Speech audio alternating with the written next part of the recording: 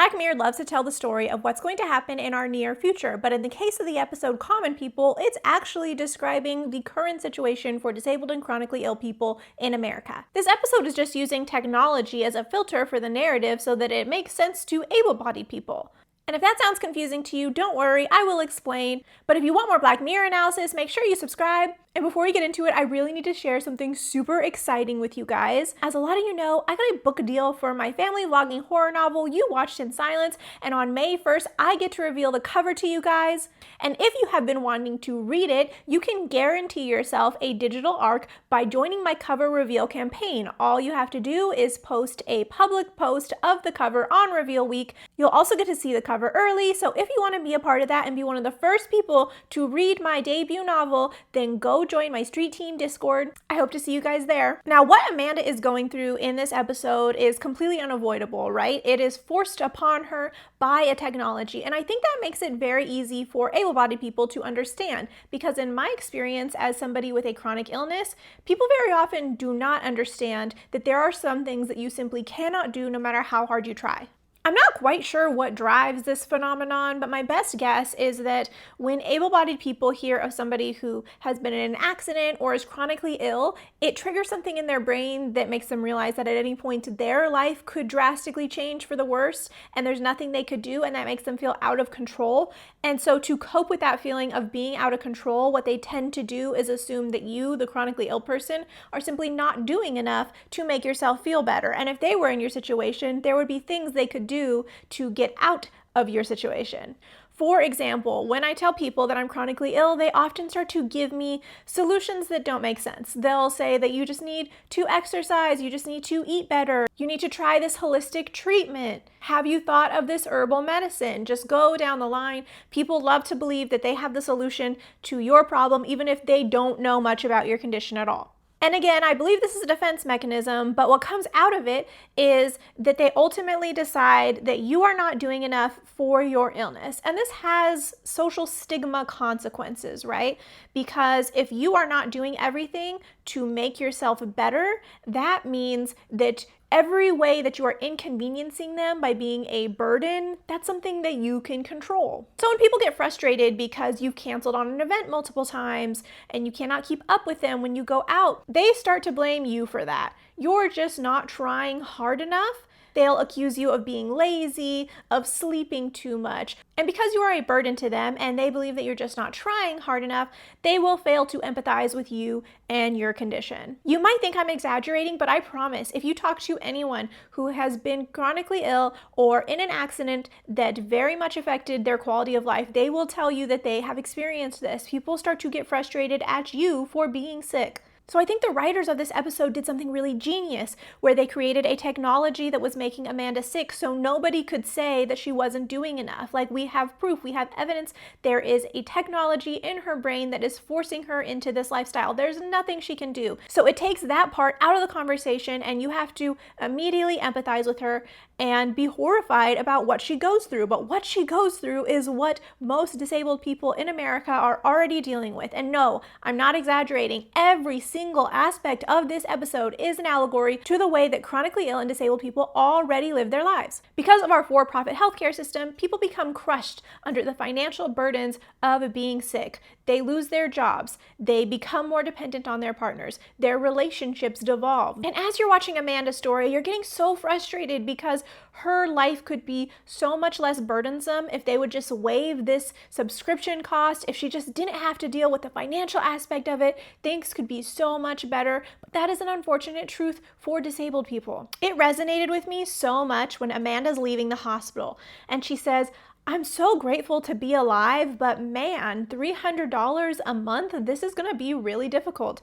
And it sounds so ridiculous. Like, who would make somebody pay a subscription fee just for being alive now? But that is very much the reality. No, the new costs of being disabled or chronically ill are not framed as a subscription fee, but it very much is a new subscription fee. There are new added monthly costs that you cannot avoid prescriptions, medical equipment, higher copays, or a bigger premium bill because now your original low-cost plan is no longer fitting all your needs for the specialist visits that you need. The last thing you want to be focused on if you just went through an illness or a traumatic accident is money, but it is the very first thing that you have to think about when you leave the hospital. What are my new monthly costs?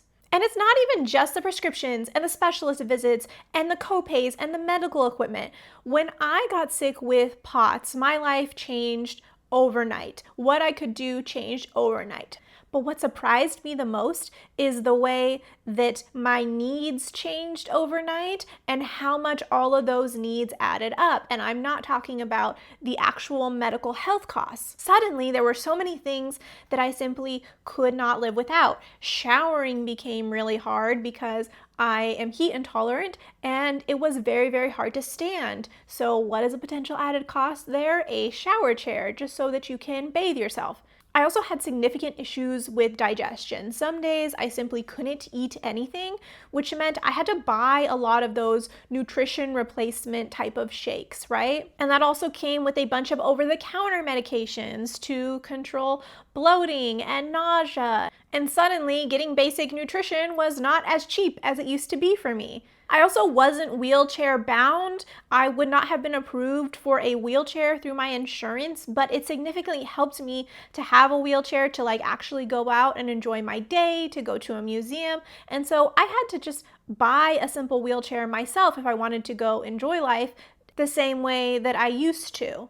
Compression socks are not cheap, but I also needed those to get my blood to pump back up to my heart much more easily. So if I wanted to go out, I needed those compression socks, and so on and so forth. I'm honestly not even covering all of the things that I suddenly needed overnight just to be able to live a life half as good as the one that I had been living previously. And I consider myself on the low end of expenses as far as being disabled or chronically ill goes. There are people who have needs that are much, much, much more expensive than the needs that I had.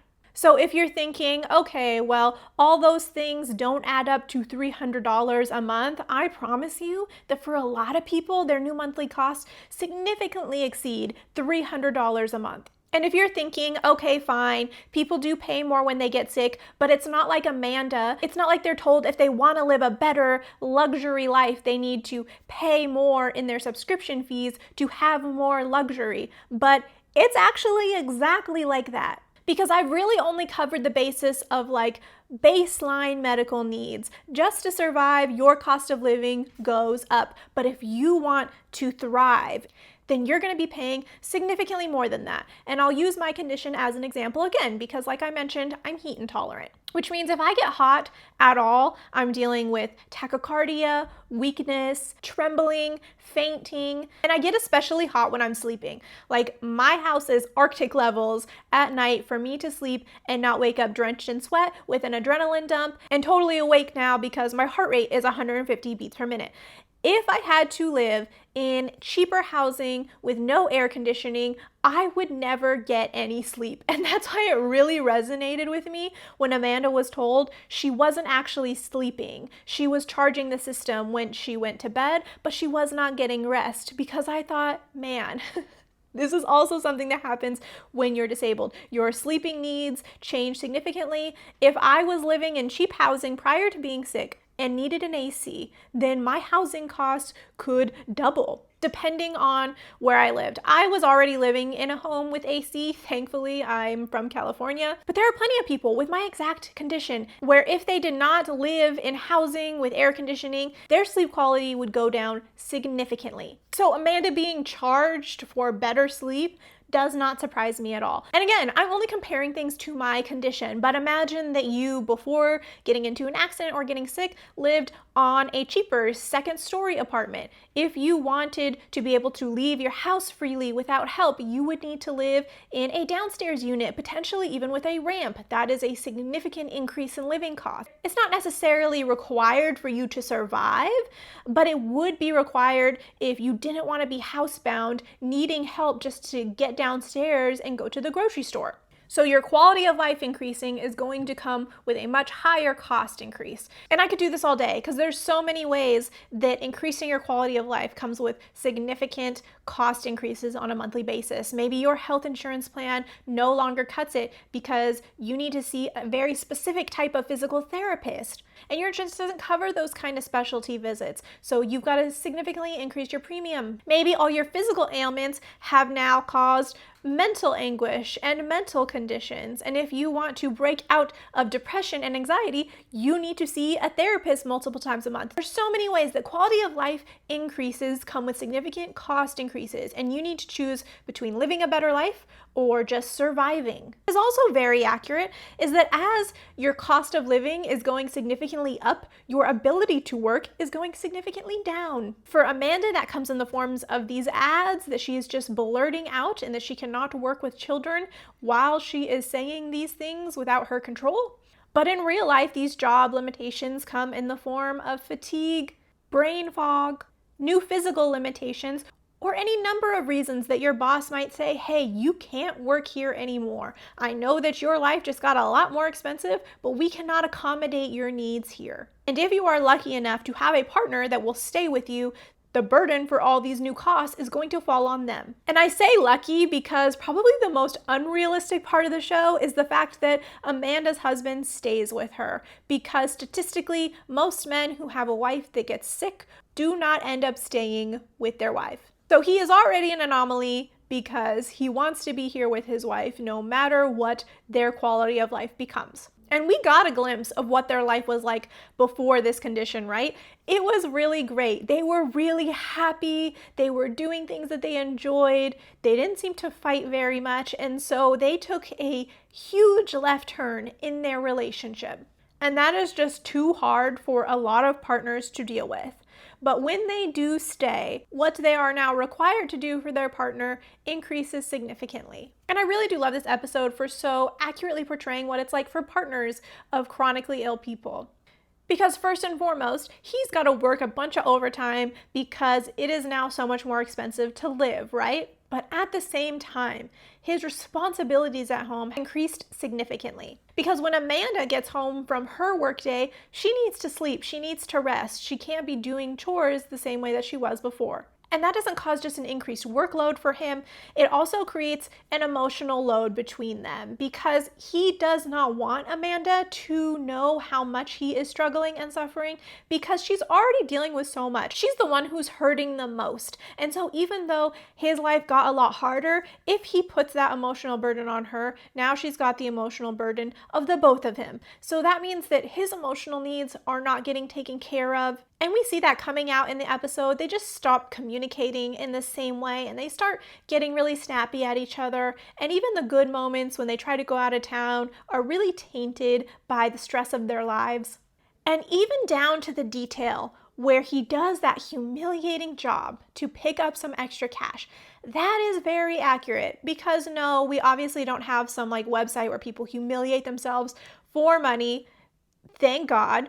But it is very normal for disabled people and the partners of disabled people to end up in jobs that are demeaning and humiliating and make them deeply unhappy. Disabled people and partners of disabled people get stuck for so many reasons. The disabled partner, they may get stuck in a job where their boss really mistreats them or customers really mistreat them, but they don't have the same skill set that they had before, so they are stuck in this demeaning job. And for their partners, I think what happens is exactly what happens with Amanda's husband.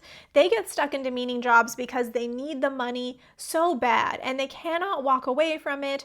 They can't find anything that's going to pay as much as that's paying, and so they're trapped.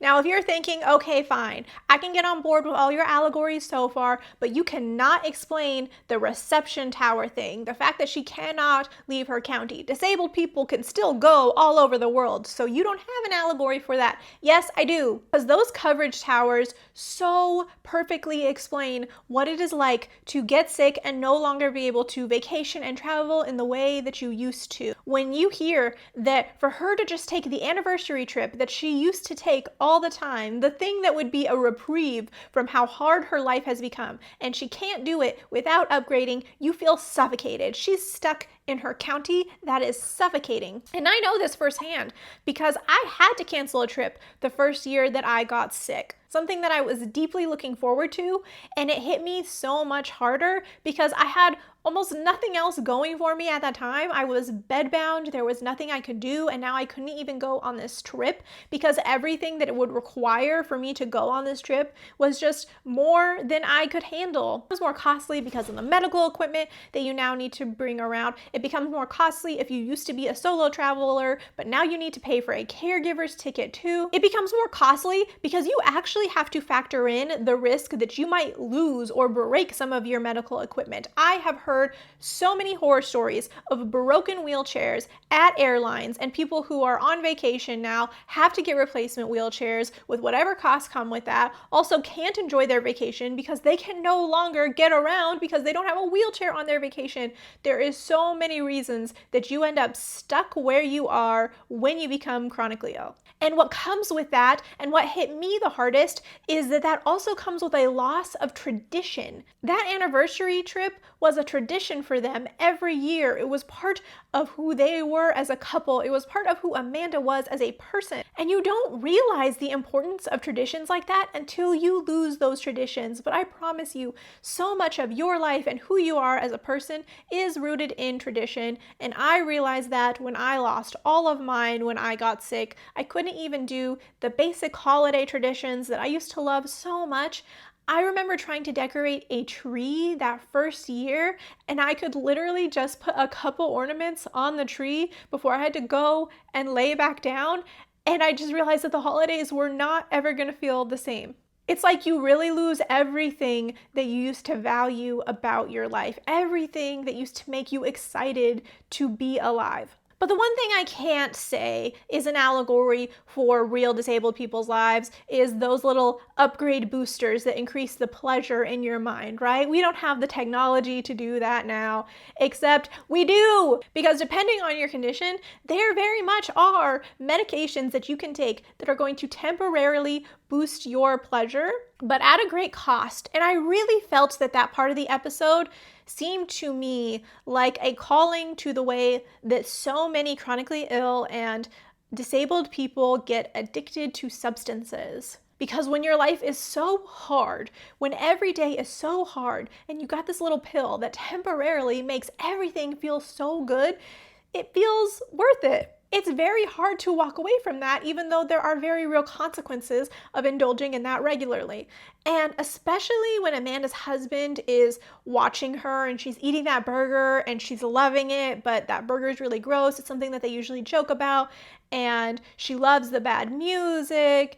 Everything that is making her experience really joyful for her is making it feel artificial for her husband. Because her husband knows what she's really like. Her husband knows that this is fake, that this is just the high that she's on. It makes their trip feel not authentic. And I know that is a very common experience for people who are watching chronically ill and disabled individuals on substances, and they're really enjoying themselves, but they're also not themselves as they are feeling this pleasure. And it's really a difficult situation for both parties. But I think by far one of the worst ways that being suddenly chronically ill or disabled impacts your life is that it doesn't just change your present, it changes your future. It takes away your dreams. And that is so true for Amanda, who so desperately wanted to be a mother, who was a teacher to kids. She was obviously very dedicated to that dream. And not only do so much of her savings that she had for that dream now have to go to her living costs and her medical costs, but she also learns that if she were to get pregnant, her subscription costs would go up. And again, very much a reality for women who are chronically ill and disabled who try to get pregnant. It is not as simple as healthy women getting pregnant. There are additional costs. There are additional specialists. It may end up being considered a high-risk pregnancy, and all of that makes parenthood much harder. But even if parenthood is not your dreams, there is a good chance that your dreams are significantly impacted by a new diagnosis.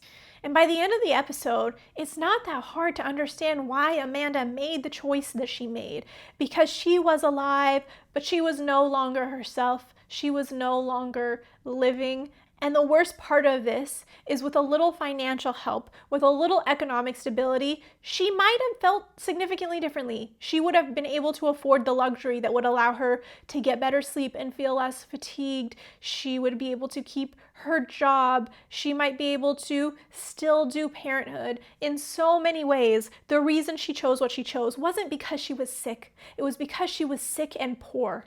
And it's so funny because I actually read an online review of this episode, and the reviewer criticized it for being thematically all over the place. They said that the focus of the episode was obviously the subscription cost for being newly sick, but that other elements of the episode really threw off the messaging. And it's so clear to me that that was written by an able-bodied person who cannot conceptualize the way that being sick impacts every aspect of your life. Her husband having to work a humiliating job, that was not interruptive to the theme, that was central to the theme. Amanda losing her job, central to the theme of the episode. Every part of that episode was in some way a way that disabled and chronically ill people are impacted today. And if there's anything to take away from the episode, it's not that one day disabled and chronically ill people might be treated like this, that they might be squeezed for every dime that they have. It's that they are already treated like this, that their basic needs and essentials